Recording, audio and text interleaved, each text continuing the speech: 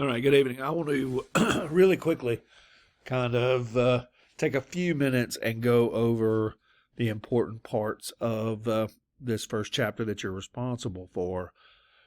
This chapter, which is chapter 15, deals with basically the situation in Europe starting in and around 1660.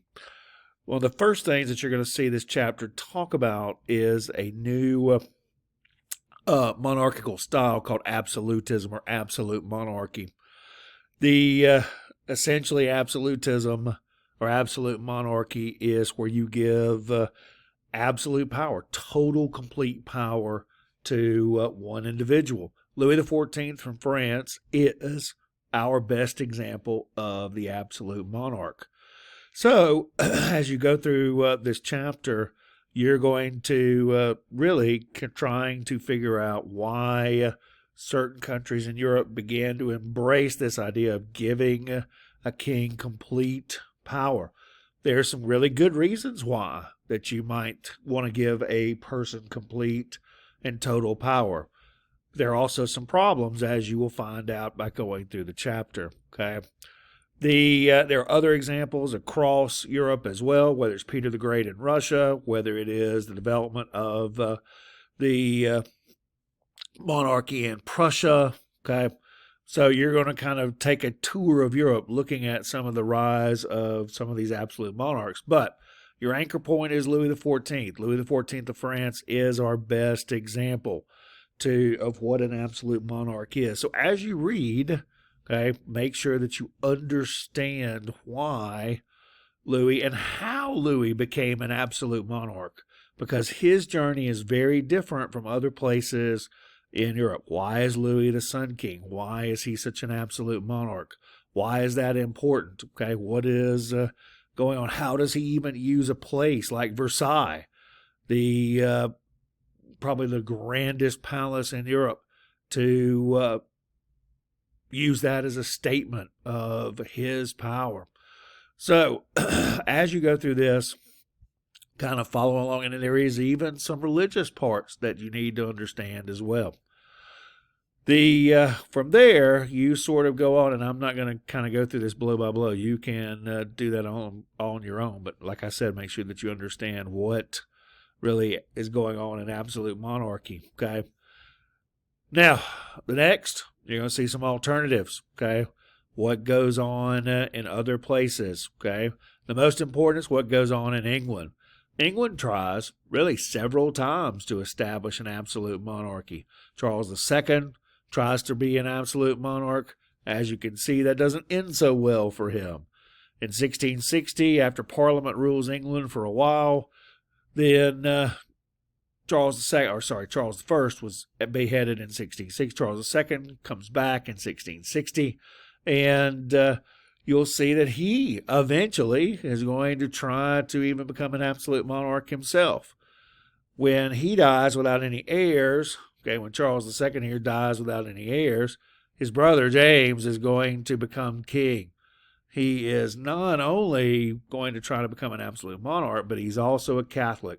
So like I told you, some of this has some religious elements that you need to understand as you do your reading.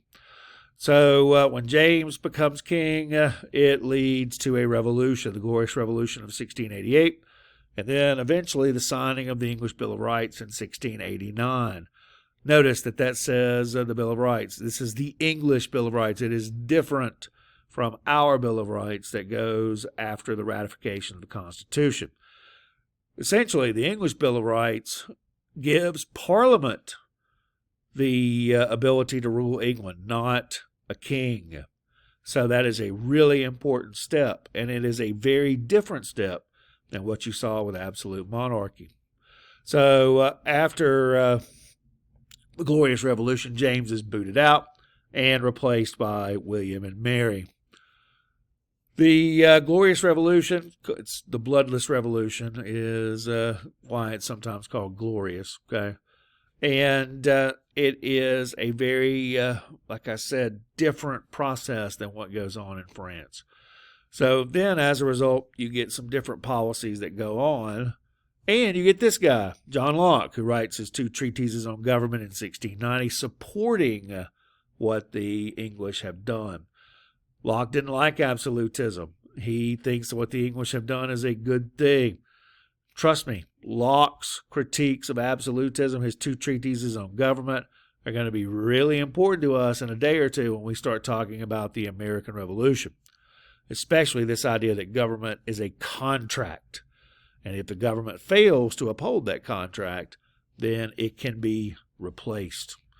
Others are going to follow, not very many, the English example. The Dutch Republic is one, okay?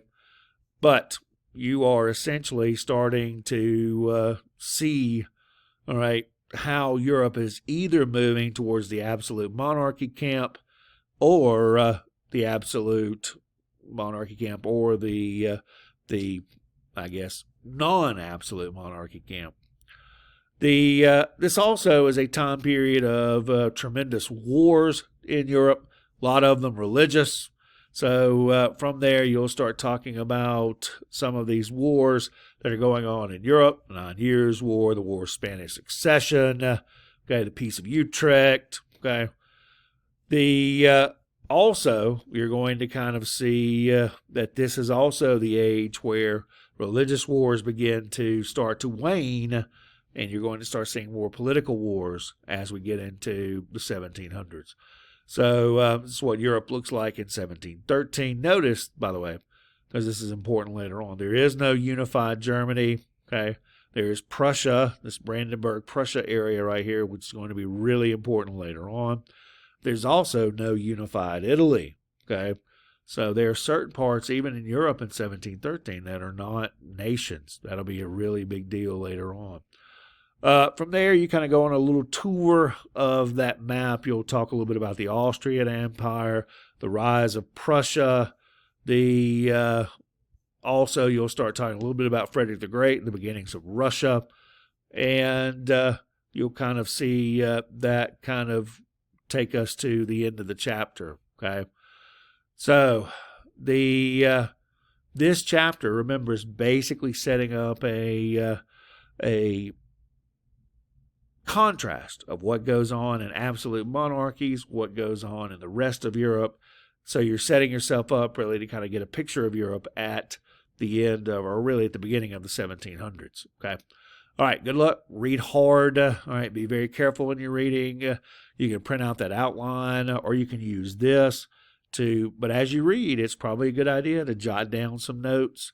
You're going to see this stuff in your homework. You're going to see it on the exams. So it's a good idea to have something as you read or as you take your homework or as you take your quizzes that you can jot stuff down to remember. So good luck, and we'll do this again with the next chapter.